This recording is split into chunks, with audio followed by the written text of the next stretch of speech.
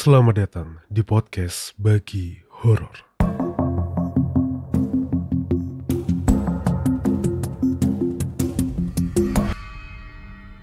Assalamualaikum warahmatullahi wabarakatuh. Salam sejahtera, Om Swastiastu, Namo Buddhaya, dan salam kebajikan untuk kita semua.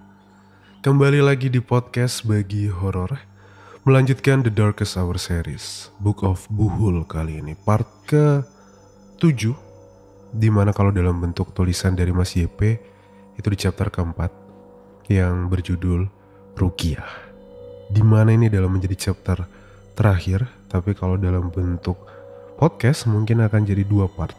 Jadi part 8 nanti adalah part terakhir dari cerita The Darkest Hour series. Kita akan segera masuk ke ceritanya. Sekali lagi terima kasih untuk Mas YP Widatama sudah membagikan kisah The Darkest Hour series ini kembali. Book of Buhul, katanya The Darkest Hour series selanjutnya sedang dalam penulisan. Karena terima kasih juga Mas YP udah sering mampir ke live, by the way podcast Bagi Horor live ya di YouTube sekarang setiap jam 9 malam. Mungkin Senin sampai Jumat kali ya live-nya ya, Senin sampai Jumat jam 9 malam. Kalian bisa nonton di YouTube-nya podcast Bagi Horor. Namanya Bagi Horor, terus ada strip @argases gitu. Kalian cari aja Bagi Horor, nanti munculnya cuma satu, Bagi Horor Argases. Kalian dengerin live-nya podcast Bagi Horor. Kita di sana sharing-sharing cerita, ngobrol-ngobrol, bacain cerita horor juga. Jadi asik lah, kayak kalian berasa dengerin beda gitu. Kalau cuma dengerin podcast secara rekaman gini kan, sama live kan beda ya, ada interaksinya. Jadi menyenangkan. Silahkan kunjungi aja YouTube-nya podcast Bagi Horor. Oke, langsung aja kita masuk ke part 7 dari The Darkest Hour series. Cerita dari Mas YP Widatama. Pasang headset kalian, tutup pintu, matikan lampu. Podcast Bagi Horor siap membagikan ceritanya. Selamat mendengarkan. The Darkest Hour series Book of Buhul, part ke-7, Ruqyah. Jawa Tengah, Nastiti, Devi Namira. Perjalanan menjadi mencekam bagi Devi dan Asri ketika Dito mengigo dan meracau.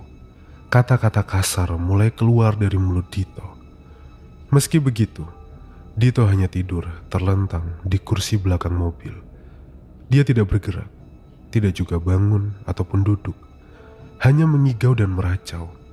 Kadangkala diselingi tangis, umpatan, ketakutan, dan memanggil nama Devi. Namun kata-kata kasar tak juga berhenti terucap di sana. Di tengah kondisi mencekam itu, Eko malah menambah kekalutan suasana di dalam mobil. Dia menelpon, mengabarkan kebakaran yang terjadi. Meskipun kebakaran itu berhasil dia tangani sendiri. Saat Asri memperlihatkan foto kondisi rumah yang diambil oleh Eko, Devi terkesiap. Tangannya segera menggenggam erat setir mobilnya. Perasaannya hancur, sehancur bagian dalam rumah megahnya. Hatinya berantakan, seberantakan kamar pribadi yang menjadi idamannya. Tangisannya ingin pecah dan buyar seperti guci-guci indah yang dia susun rapi di rumahnya. Koyakan-koyakan di lukisan, koleksinya sama rasanya seperti hatinya yang tengah dikoyak. Devi menangis dalam diam. Tak mungkin dia menangis lepas kendali di saat dirinya berkendara dengan kecepatan tinggi seperti ini. Matanya dipaksa tetap awas ke depan. Indra-indra lainnya dipaksa untuk dapat merasakan segala hal yang ada di sekitarnya. Sayangnya, mata Devi malah menangkap sesuatu yang ada di belakang mobilnya. Lebih tepatnya, melayang, mengejar mobilnya. Sosok putih dengan wajah penuh dendam dan amarah. Wajah putih dipenuhi guratan hitam dan berhiaskan sepasang mata hitam. Bu, jangan dilihatin terus. Saya juga tahu kuntilaki itu ngikutin kita terus, Bu. Teguran Asri kembali membuat Devi berkonsentrasi menyetir. Kuntilaki? Bukan kuntilanak? Heran Devi bertanya pada Asri. Iya, Bu, kalau perempuan itu kuntilanak, kalau laki-laki wujudnya itu kuntilaki. Dia itu lebih ganas katanya, Bu. Mungkin makanya Bapak jadi begitu. Iya, karena dia ini, Bu. Jawab Asri yang terpaku memperhatikan jalanan di depannya. Devi yang masih heran tak mampu berkomentar apapun. Dia kembali memilih fokus memperhatikan ke depan. Ingin dia melaju lebih kencang lagi. Namun jika dia lakukan, dia meningkatkan resiko kecelakaan karena kondisi mobilnya. Seandainya di saat kayak gini aku sama Mas Dito punya mobil sport, gumamnya dalam hati. Padahal mobil yang dikendarainya sudah cukup mewah dan cepat. Tanpa Devi tahu, sebuah mobil sport sedang memburu malam dengan kecepatannya. Jaraknya masih terpaut beberapa kilometer dengan mobil Devi. Meski jarak itu akan segera dipangkas dengan cepat. Mobil sport itu meliuk-liuk di antara susunan truk dan mobil lain yang mengisi jalan bebas hambatan di malam itu. Pengendara dan penumpangnya tetap tenang di dalam mobil itu. Seakan kecepatan yang tinggi serta getaran mesin yang mereka rasakan tidak ada pengaruhnya. Si penumpang tetap mampu tidur dengan tenang. Si pengendara tetap mampu mengendalikan gerak mobil itu. Mobil itu sangat menurut meskipun tengah dipacu hingga batas kemampuannya. Dari belakang, mobil sport itu meluncur kencang mendekati mobil Devi. Mobil itu melaju menyalip begitu cepat di sisi mobil Devi. Devi dan Asri sama-sama terkaget. Mobil mereka sudah bergerak cepat, tapi mobil yang baru saja melewati mereka bergerak jauh lebih cepat. Gila, kita udah di atas 160. Mereka masih bisa lebih kencang, gerutu Devi sambil memperhatikan mobil itu. Meski jarak mulai melebar di antara keduanya, namun mata Devi menangkap bentuk mobil itu. Dia terkesiap. Itu adalah salah satu mobil sport yang diinginkan Dito. Hati Devi kian tersayat saat dia membutuhkan mobil itu, namun dia tidak memilikinya. Malah kini mobil itu melaju dengan kencang melewatinya, seperti menandakan memang kendaraan itu bukan rezekinya. Devi melirik lagi ke belakang. Di saat yang sama, Asri pun memperhatikan arah tersebut. Bu, kuntilakinya hilang, ujar Asri cepat. Dia memperhatikan seluruh sisi mobil. Ditabrak sama mobil tadi? Devi bertanya dengan polos. Asri yang sebenarnya juga tak memahami hal itu, kemudian mengangguk. Devi mengulas sedikit senyum. Meskipun bukan rezekinya untuk mengendarai mobil itu, ternyata mobil itu malah membawakan rezeki yang lain. Rezeki yang lebih dia butuhkan, bukan yang dia inginkan. Dalam keheningan, Devi merapalkan kalimat syukur kepada Allah Subhanahu wa Ta'ala. Setelahnya perjalanan Devi menjadi lebih ringan. Mobilnya terasa lebih mudah dikendalikan. Kecepatan yang tinggi terasa aman. Seperti ada penjagaan yang begitu besar yang memastikan kecelakaan tidak akan ditemuinya di perjalanan malam ini.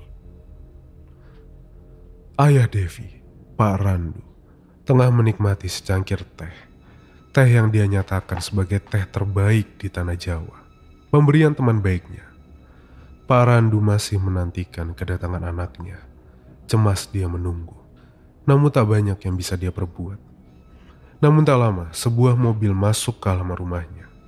Mobil itu kini terparkir di rerumputan. Sisi pengendara turun. Pengendara itu langsung disambut oleh Pak Randu. Mereka kemudian berbagi pelukan. Lama mereka berpelukan, hingga si penumpang turun. Mas Dito di belakang, kita turunkan dulu, ujar Devi, seraya melepas pelukan ayahnya. Ayahnya mengiyakan dan bersama membuka pintu belakang. Di sana, Dito mulai tersadar dan segera menuruni mobil tanpa bantuan. Dek, kenapa kita kesini? Mas harus kerja. Mas harus memantau proyek itu, ucap Dito begitu turun dari mobil. Sedikit ekspresi kesal nampak di wajahnya. Meski kepayahan, Dito masih memandang Devi dengan tatapan yang tajam. Devi mendengar nada bicara Dito. Apakah ini suaminya atau bukan? Kamu harus berobat, Mas. Kamu sakit. Lihat pipimu. Jawab Devi mengibah, meraih tangan Dito yang sepertinya mencari tempat bersandar. Pak Randu pun meraih tangan Dito, berusaha membantu memapah menantunya. Enggak, Dek. Mas harus kerja. Proyek itu masih butuh Mas.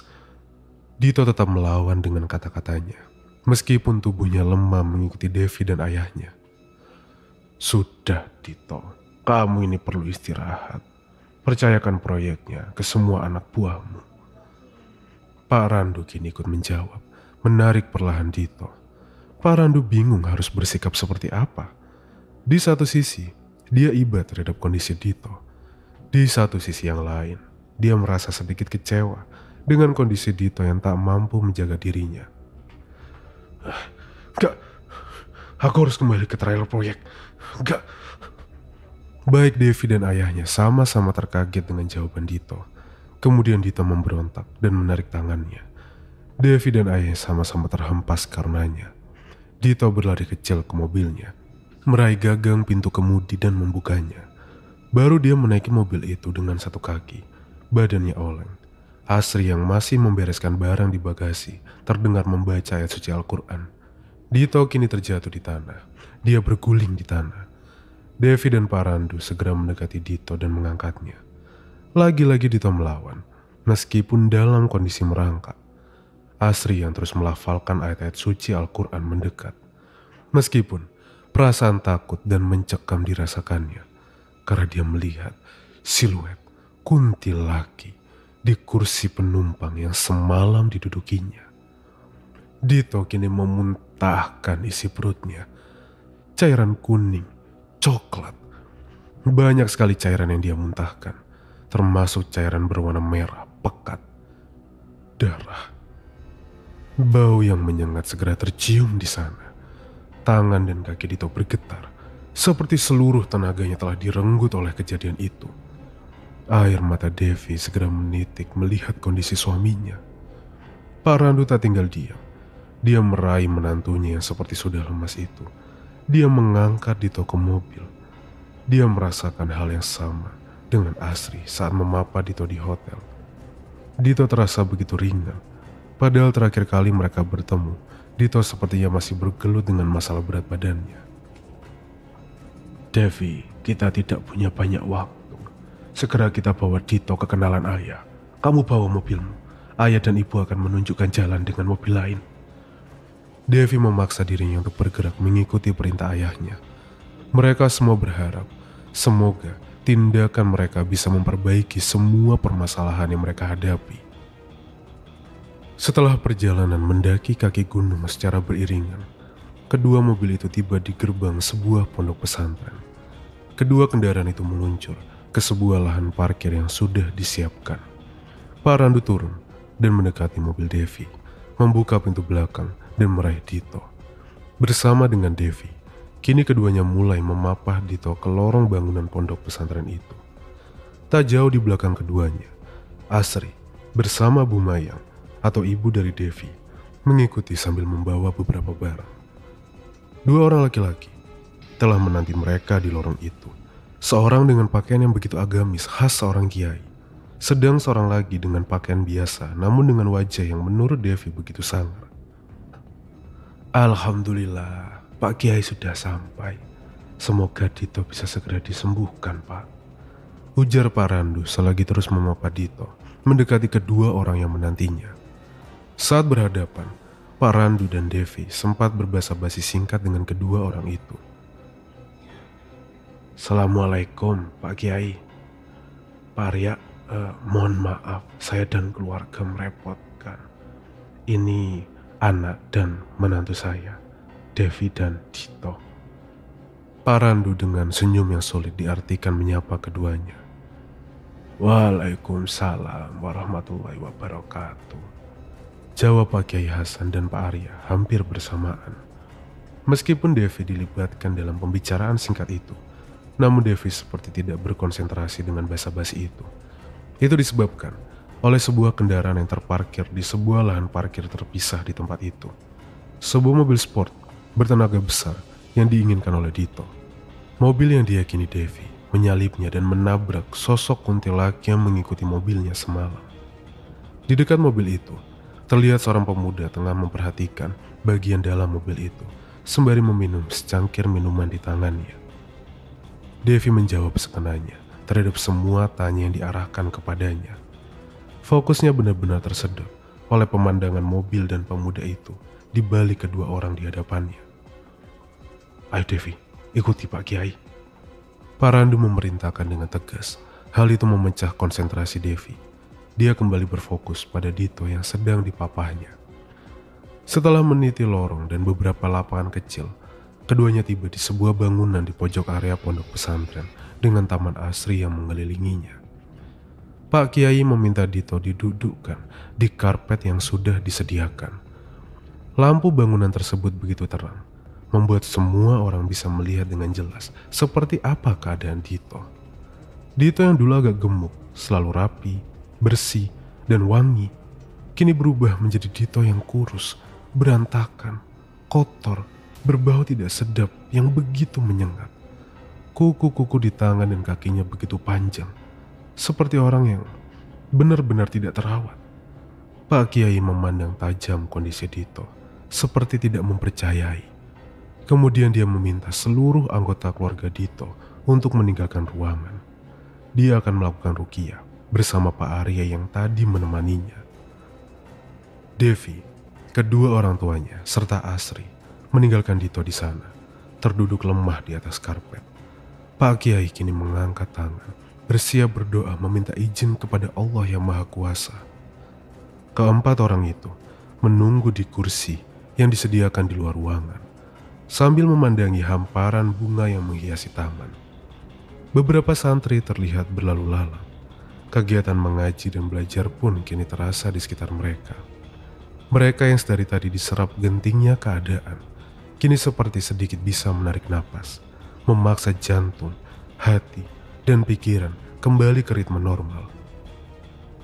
Untung sekali Pak Kiai Hasan bisa datang meskipun semalam dia masih di ibu kota, ujar Randu kepada istrinya, Umayang. Tapi apa aman ya Pak? Pak Arya sampai menemani Pak Kiai Hasan? Istrinya menjawab. Meski tenang di wajahnya masih tersisa ekspresi khawatir. Devi yang mendengarkan percakapan kini merasakan emosi yang bercampur. Berbagai pertanyaan muncul di benaknya. Apakah Pak Kiai Hasan yang menaiki mobil sport yang semalam dilihatnya? Apakah kondisi berbahaya jika orang yang disebut Pak Arya itu menemani Pak Kiai Hasan? Lalu siapa pemuda yang tadi berada di mobil sport itu? Apakah memang ini semua sudah takdir bahwa Pak Kiai Hasan dan tempat inilah yang akan membantu mengatasi masalahnya? Hampir 30 menit berlalu sejak keempatnya meninggalkan ruangan. Selama itu juga mereka mendengarkan berbagai suara teriakan dari arah dalam ruangan. Kadang suara itu adalah suara Dito, kadang terdengar seperti suara orang lain. Teriakan-teriakan itu memiliki pesan yang serupa, dimulai dari cukup, sudah, jangan, diam, dan matilah kalian semua. Pak Kiai Hasan yang membaca ayat-ayat ruqyah juga terdengar suaranya. Namun dibandingkan dengan semua teriakan yang ada, suaranya terdengar pelan, hingga akhirnya terdengar suara lolongan panjang. Lolongan itu keras, memekikkan telinga, mengagetkan keempat orang yang sedari tadi menunggu dengan tenang. Tak lama, Pak Kiai Hasan dan Pak Arya keluar dari ruangan. Pak Kiai Hasan terlihat sedikit berkeringat. Menyusul di belakangnya, Pak Arya terlihat sama seperti 30 menit yang lalu. Tidak berkeringat seperti Pak Kiai Hasan.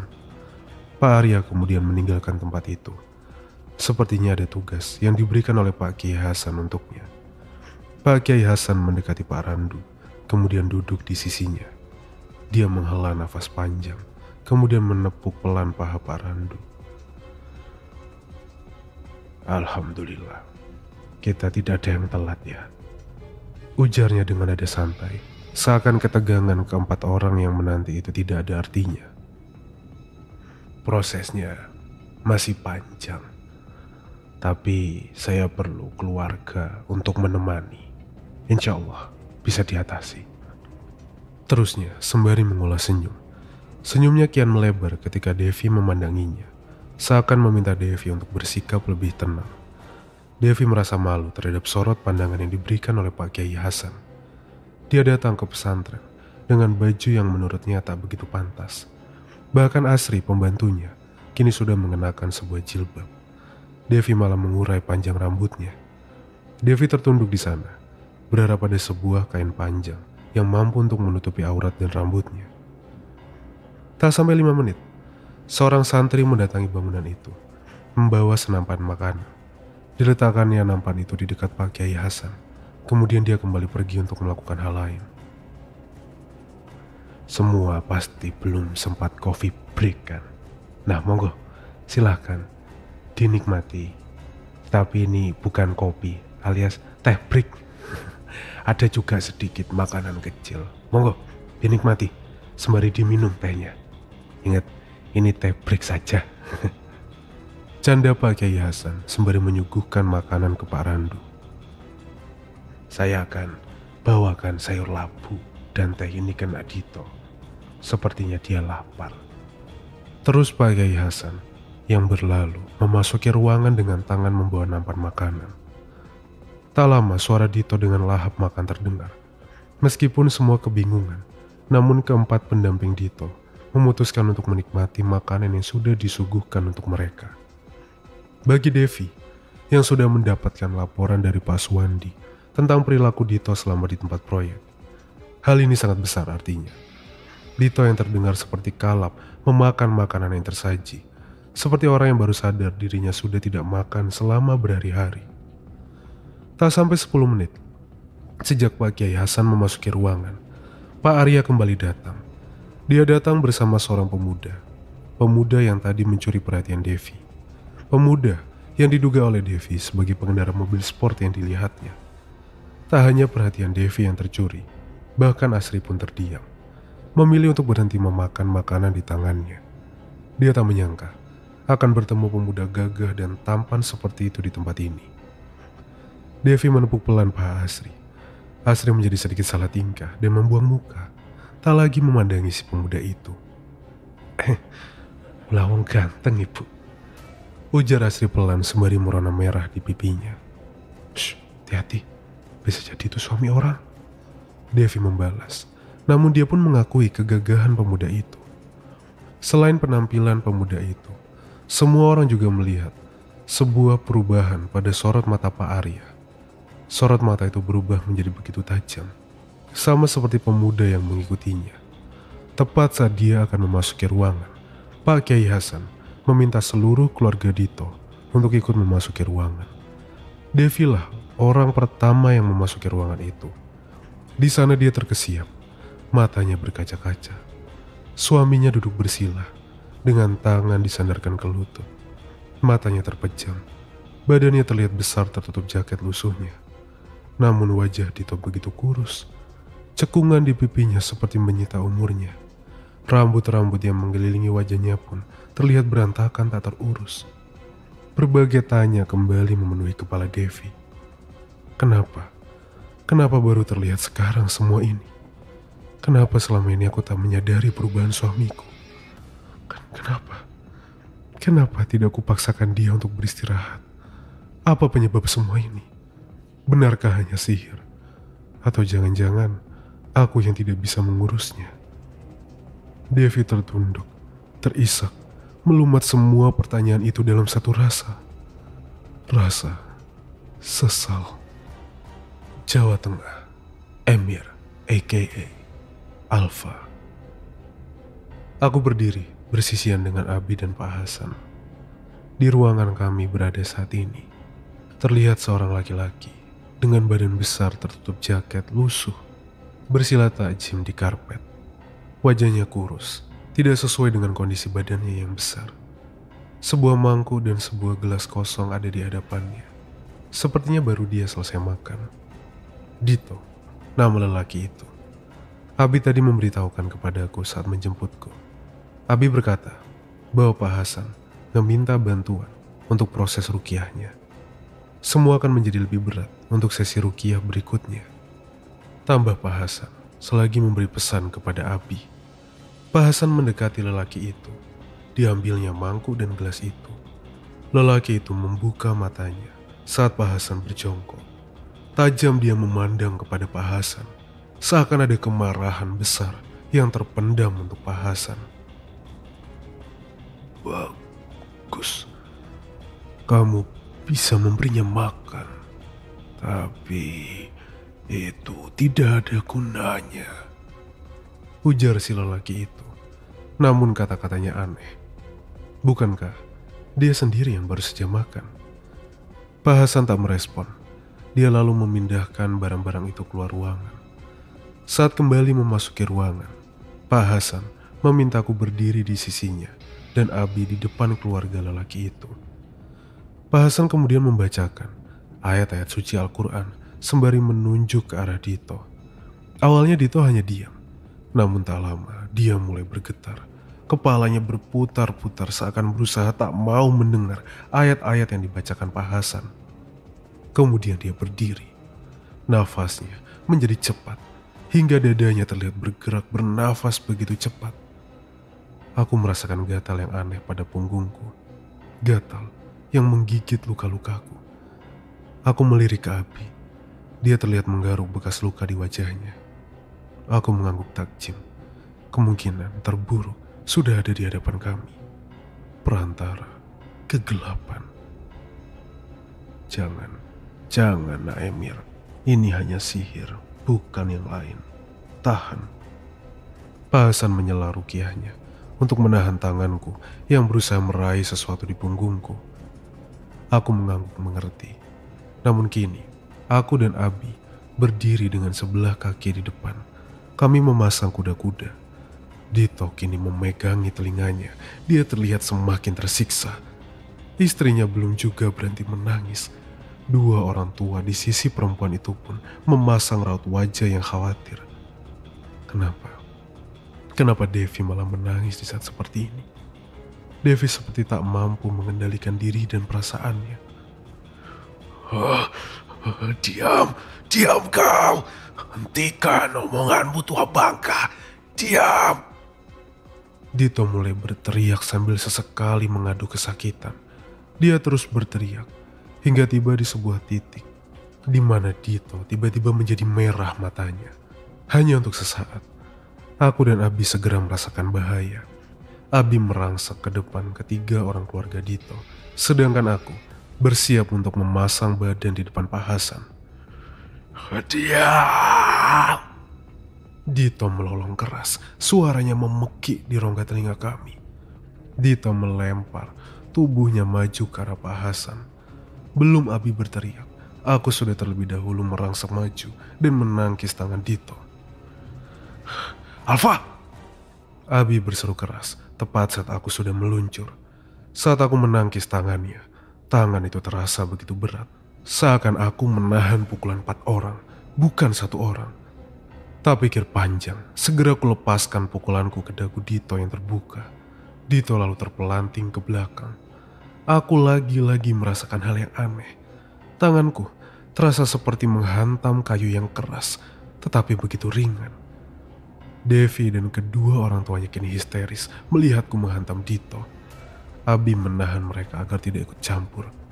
Namun saat melihat Dito yang terjatuh kini bangkit lagi, mereka segera terdiam. Mereka tahu betul pukulanku begitu keras. Namun Dito melahapnya, seakan pukulan itu tidak ada artinya. Mas Dito, sadar mas. Udah mas, sadar. Devi meneriaki Dito, memintanya sadar dan berhenti. Kedua mertuanya pun mengucapkan kalimat-kalimat senada dan semotif. Sayang sekali bagi mereka. Kurasa lelaki itu tak peduli dan tak mendengar permintaan mereka. Dito masih mengunci pandangannya ke Pak Hasan. Dia melangkah maju untuk kembali menyerang Pak Hasan. Pak Kiai Hasan, teruskan rukiahnya. Ujarku tegas sambil melangkah maju menghampiri Dito. Kini aku menghujam pukulanku ke badan Dito. Lagi-lagi, badan itu terasa keras, tetapi ringan. 2 kali ku hantam perut itu, namun tak membuahkan hasil. Dito yang mengamuk berusaha membalasku, namun mudah bagiku berkelit. Aku kini merunduk, mengincar kakinya. Dengan sebuah dorongan, aku menyergap kaki itu dan mendorongnya jatuh ke lantai.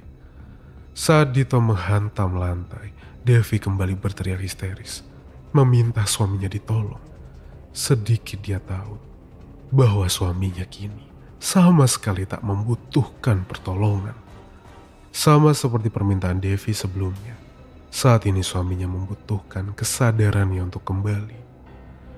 Dito meraung-raung saat aku mendesak dan memiting tangannya. Tangan kirinya tertimpa badannya sendiri. Tangan kanannya sudah kukunci dengan tanganku. Lututku telah menahan badannya ke tembok. Aku menduduki kakinya. Dito yang kini terjebak hanya bisa berteriak-teriak kesetanan. Di sana, di momen itu, sebuah bayangan hitam seperti menyelimuti Dito. Bayangan itu membentuk siluet wajah mengerikan, penuh dendam dan amarah. Wajah yang sama dengan wajah yang kutabrak semalam di jalanan tol. Tak ada suara teriakan histeris Devi lagi. Semua orang terdiam, terkesiap. Bahkan Pak Hasan dan Abi. Namun Pak Hasan pula yang segera mampu mengendalikan dirinya. Dia meneruskan membaca ayat-ayat ruqyah, kembali membuat Dito berteriak, mengamuk. Semua orang di ruangan itu dapat melihat bayangan hitam mengerikan itu. Aku menyeringnya lebar, memandangi wajah hitam itu. Tanpa banyak pertimbangan, tangan kananku yang bebas menghujamkan pukulan ke wajah itu. Wajah setan yang menyelimuti wajah Dito. Teriakan Dito terhenti, tergantikan suara pukulanku yang keras menghantam kepala itu. Aku terus memukuli wajah hitam itu. Devi kembali berteriak histeris, diikuti dengan ibunya, memintaku untuk berhenti. Sayangnya, rentangan tangan Abi menahan mereka untuk menghentikanku. Bayangan hitam itu bergoyang, bergetar, menerima pukulan-pukulanku. Sepertinya dia mulai merasa tidak nyaman berada di posisinya.